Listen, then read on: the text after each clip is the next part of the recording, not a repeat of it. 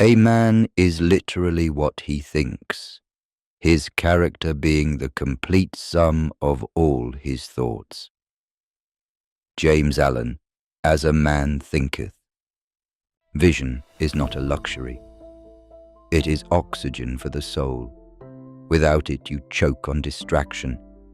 With it, you breathe fire. When a man knows exactly where he's going, when he sees it, feels it, owns it in his mind long before it touches reality, nothing can stop him. Not the economy, not the opinions of others, not the setbacks, failures or delays, because the dream is already real in his spirit. Understand this.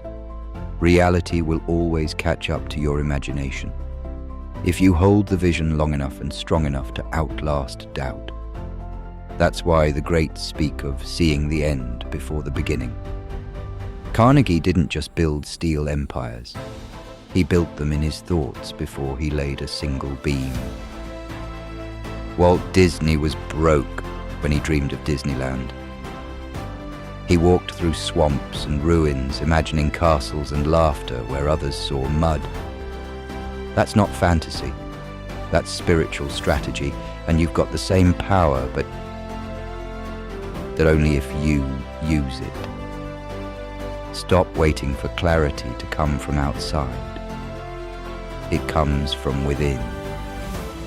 You must decide what your life will look like, feel like, be like, with detail, color, energy, until it burns in your chest and becomes a command to the universe itself. Vague goals create vague results, but a vision set on fire, it creates movement. It draws people, opportunities, resources, timing, not by accident, but by alignment. That's the law. That's the truth behind the law of attraction most people never grasp. You don't attract what you want. You attract what you are. And you become what you think. But vision without discipline is delusion. Thoughts are seeds. Discipline is water. If you do not act, nothing grows. If you do not persist, nothing lasts. You can listen to every motivational video on the planet. You can recite affirmations every morning. But if you do not move your feet, the dream rots. Discipline is the bridge between belief and achievement. It is the daily grind of greatness, unsexy, unnoticed, but undefeated. You show me a man with discipline, and I'll show you a man who is becoming dangerous. He doesn't wait to feel motivated. He doesn't negotiate with his excuses. He doesn't care how he feels today because his eyes are locked on forever. While others rest, he builds. While others gossip, he grows. While others shrink, he expands. Discipline is not about perfection. It's about alignment. It's about choosing in the moment of weakness what you already decided in the moment of clarity. You don't go to the gym because it's easy. You go because the vision of who you are becoming is louder than the fatigue of who you've been. You don't write the book because you feel like it. You write it because it's part of the plan. You don't build the business because you're certain. You build it because you refuse to let fear write your story. The world will always offer you an exit from discipline, a reason to stop, a reason to wait, a reason to be normal. But normal has never been the goal. Normal is broke. Normal is bitter. Normal is exhausted, envious, and empty. Don't you dare bow to normal. You were not made to blend in. You were made to stand out. You were not made to follow. You were made to lead. You were not made to fear the future. You were made to shape it. And every act of discipline is a declaration that your future is non-negotiable. But don't forget this. Discipline without gratitude becomes drudgery. That's why the wisest men of power are also the most humble. Gratitude keeps the heart clean while the hands work. It reminds you that success is not owed, it's earned. That every day you wake up with breath in your lungs and fire in your mind is a gift not to be wasted. Gratitude shifts your state from scarcity to strength. It multiplies your momentum by reminding you of how far you've already come. You think the storm should have broken you, but here you are. You think the failure should have crushed you, but here you rise.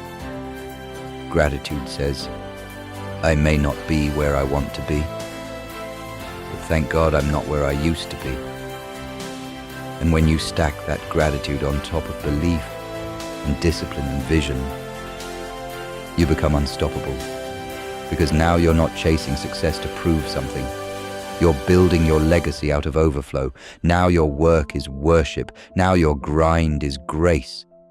Now your life is a lighthouse for every soul who's still lost in the dark. And that is where the power is.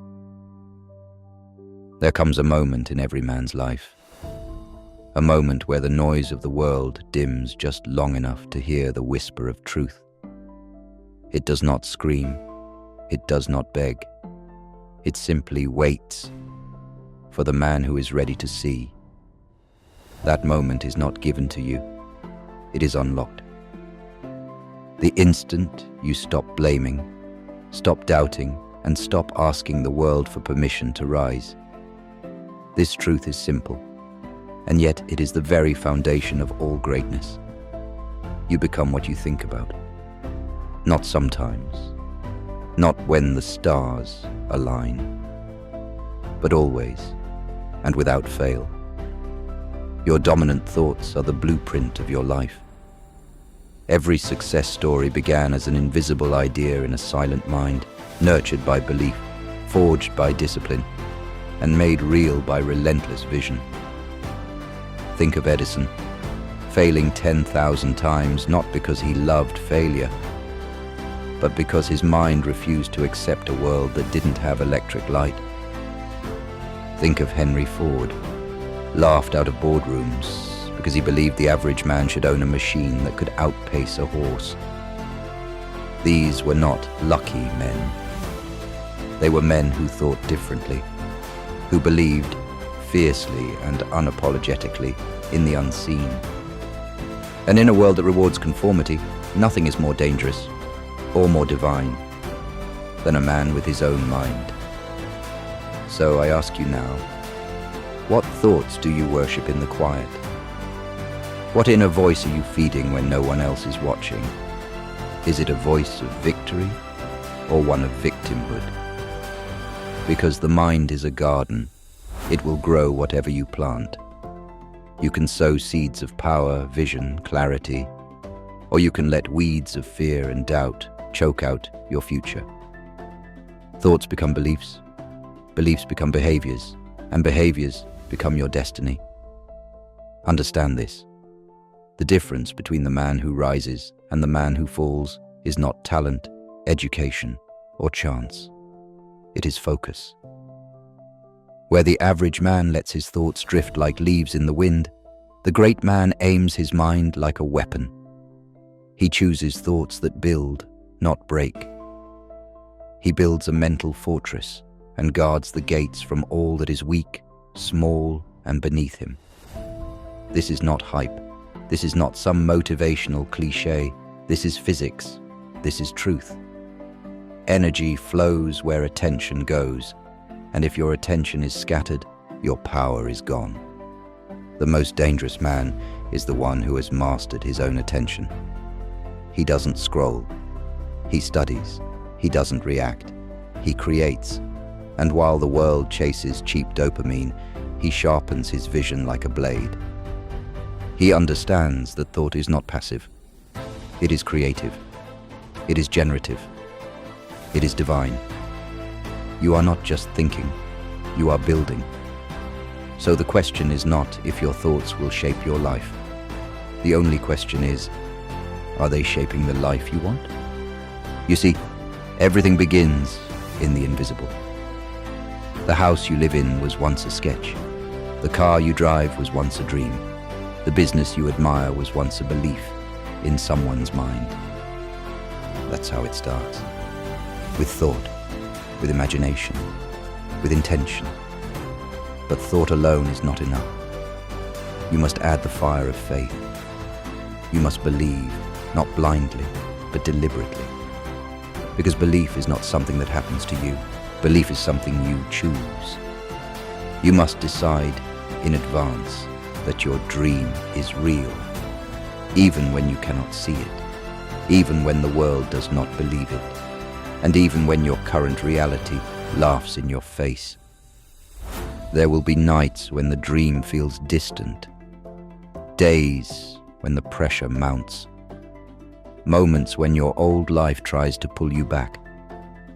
But the man who believes, truly, deeply, unshakably, cannot be stopped. He may stumble, but he does not fall. He may slow down, but he does not turn back. He may be doubted, mocked, underestimated, but he does not care. Because he knows something the world has forgotten, that faith is not a feeling. It is a decision to act on what you know to be true, even when your senses scream otherwise. This is how every fortune is made. This is how every legacy begins.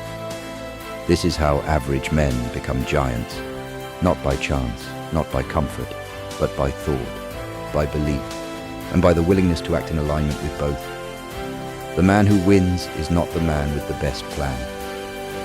It is the man with the clearest vision and the fewest doubts. Vision sharpens purpose. Purpose fuels discipline. Discipline turns time into gold. But without vision, you wander. Without clarity, you drift. You can work 12 hours a day and still go nowhere if your mind is full of confusion, comparison, and contradiction. But give a man a clear picture where he's going, and he will burn through every obstacle in his path like fire through dry grass. So stop asking how long it will take. Start asking, how clear is my vision?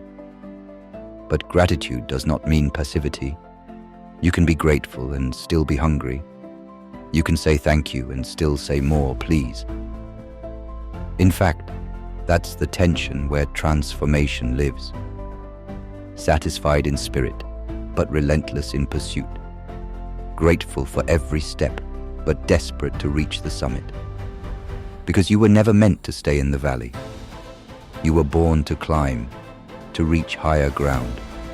Not for ego, not for applause, but because the higher you rise, the more light you can shine. Understand this. Your purpose isn't just about you. It's about everyone who will be changed by the fire you carry. Your discipline becomes someone else's permission.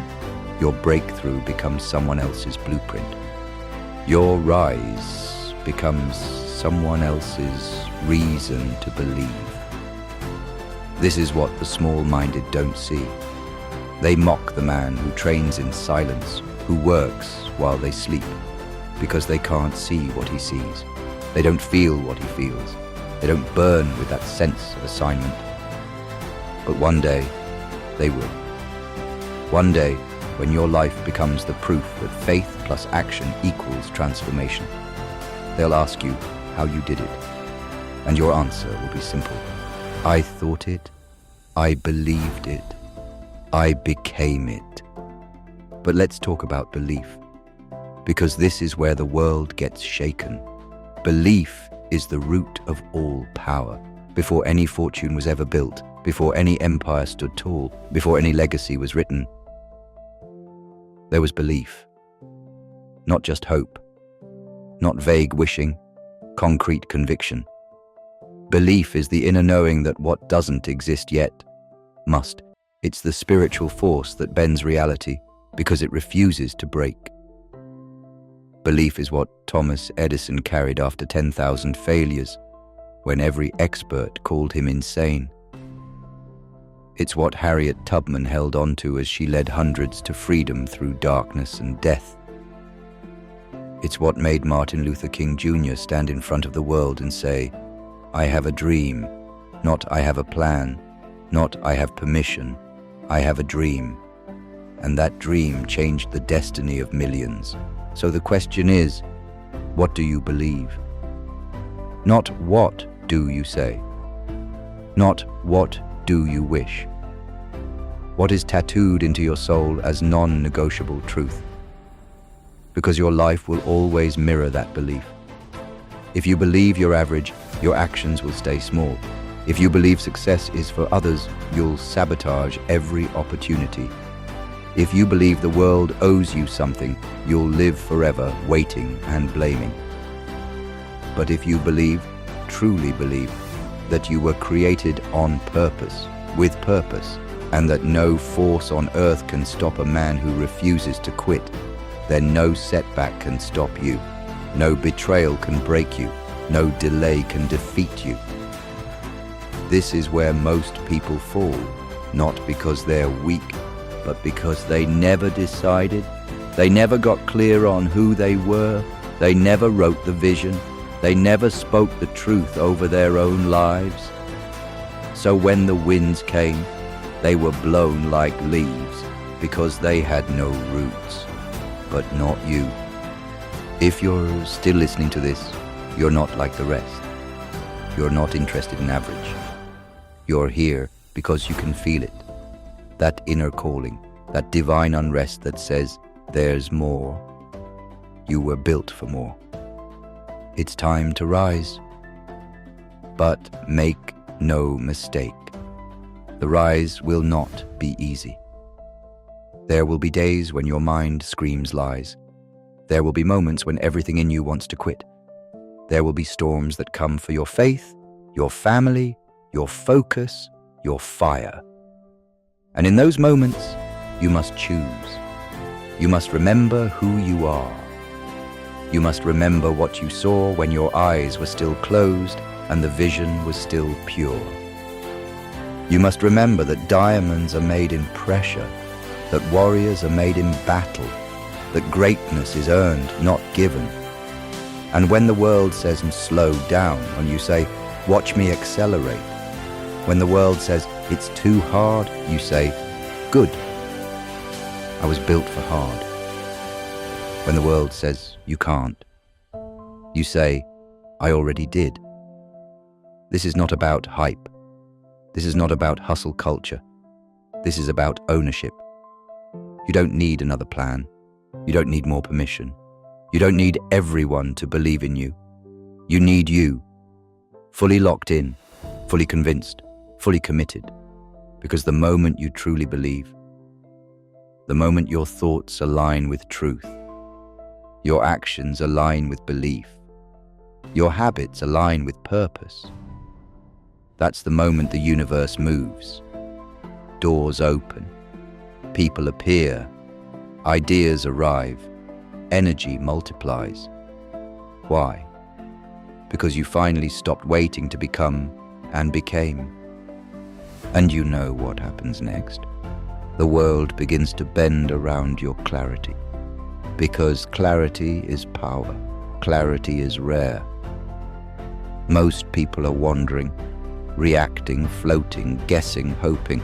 They don't own a vision, they chase distractions. But clarity burns like fire in your bones. You wake up with purpose. You move with precision. You speak with intention. And while others waste time waiting for signs, you become the sign.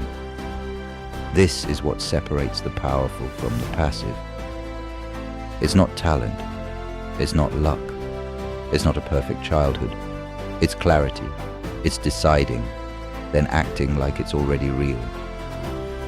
Every moment becomes a brick in the structure of your destiny. Every day another swing of the hammer. Every thought, a chisel carving the life you saw when no one else could see it. Because you don't chase the vision. You build it, brick by brick, habit by habit, decision by decision. Now let's talk about discipline. The bridge between thought and reality. You can dream all day. You can visualize, affirm, journal, manifest. But if you don't act, if you don't move, if you don't fight, then your dream dies in the comfort of your imagination. Discipline is the proof that your future matters more than your feelings. Discipline wakes up when you're tired. It shows up when no one claps.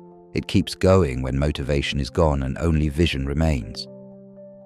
And discipline is a gift. Because the world is noisy, full of shiny things and endless escape. But discipline says, I don't need noise. I don't need escape. I've got something better. I've got a calling. That's why the greats didn't rise by accident. They trained for it. They bled for it. They sacrificed for it. Discipline is what made Kobe shoot free throws at 4 a.m. It's what made Mandela endure 27 years in prison without letting hate steal his vision. It's what made Beethoven write symphonies he could no longer hear. So don't tell me it's impossible. Don't tell me it's too late. Don't tell me you're too tired. Tell me your dream, and then show me your routine. Because here's the truth they won't tell you. Success isn't complicated. It's repetitive. It's not about doing something flashy once.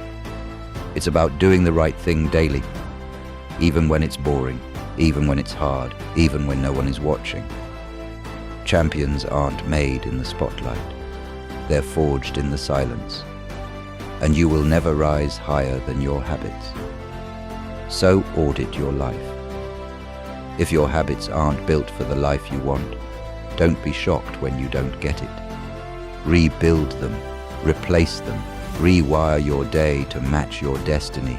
Because when your systems match your vision, you stop feeling like an imposter. You start walking like you belong. Now, let's get real about pain. Yes, pain will come, but pain is not punishment. It's preparation. Pain sharpens the blade. It purifies your motives. It reveals what you worship. When the storm hits, what do you run to? Comfort, numbness, distraction? Or do you rise? Do you say, this pain will not bury me, it will build me? Because every wound has two choices, scar or strength. And those who lead, those who carry light into dark places, they've bled, they've been betrayed, they've been mocked, misunderstood, and misused. But they didn't quit. They couldn't quit, because their calling was louder than their pain. So if you're hurting right now, good. It means you're being refined. It means the fire sees gold in you. Let it shape you. Let it burn away the excuses. Let it teach you what comfort never could. Because when you come out on the other side, and you will, you'll walk with a kind of authority only earned in fire. Now listen closely, because what I'm about to say might be the most important shift you ever make. Stop asking for an easier path. Start asking for a stronger spirit. Life was never meant to hand you success. It was designed to test your faith in it, to see what you're willing to become in pursuit of it. Do you hear that? Your future isn't waiting to be discovered. It's waiting to be built. You were not born to blend in, to coast, to settle for average. You were born with dominion, a divine authority to shape your mind, your choices, your habits, your world. But the world lied to you. It told you to shrink, to play nice, to stay comfortable. And slowly, you traded your crown for convenience. But deep down, you remember. You remember the child in you who dreamed without limit, the version of you that believed, that imagined, that reached. That's who you must resurrect, because you don't just think it, you must become it. With your hands, with your habits, with your heart.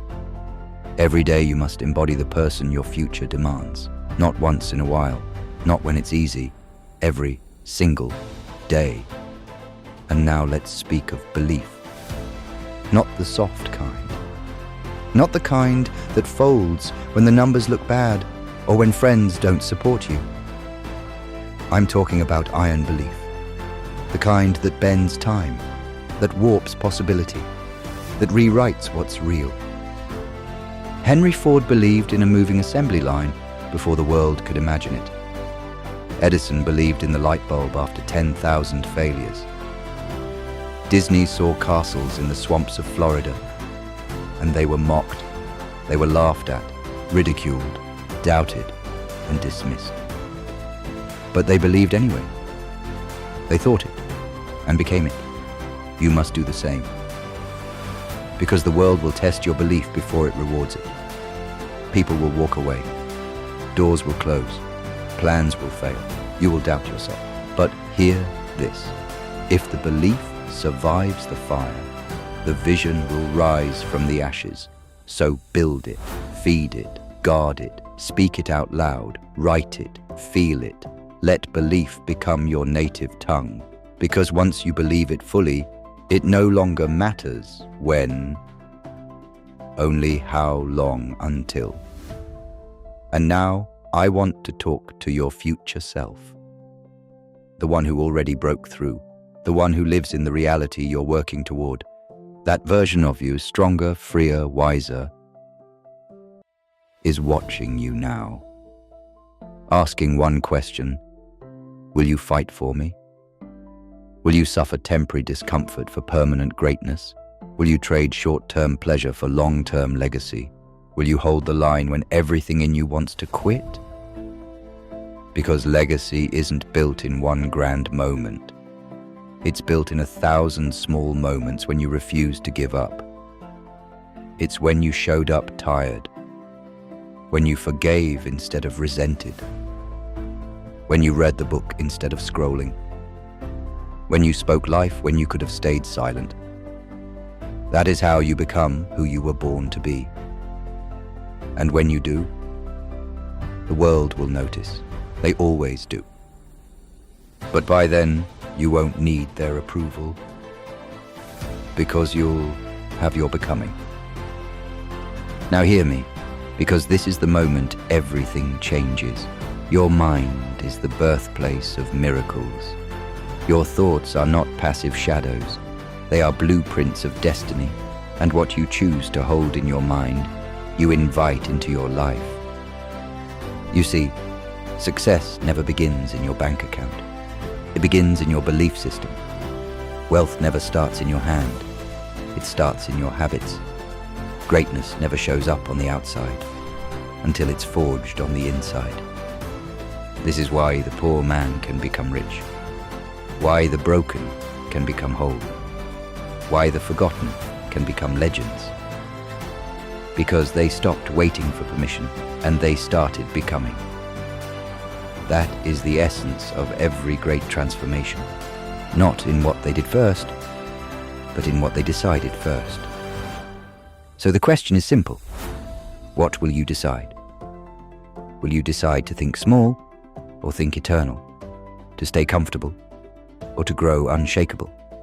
To chase safety or to rise into significance? The power is already yours. It has always been yours. The dream you saw as a child, it wasn't a fantasy. It was a calling. And the world? The world is waiting for you to remember who you are. So rise. Rise like the sun on your own destiny. Stand like the mountain that never bows to storms. Burn like the fire that refuses to die out. And lead like your life is the only sermon some people will ever hear. Because in the end, it won't matter how perfect you looked. It won't matter how liked you were. It will only matter if you became what you were meant to become. So think it, hold it, build it, breathe it, become it. And don't you dare stop until your reality bows to your vision.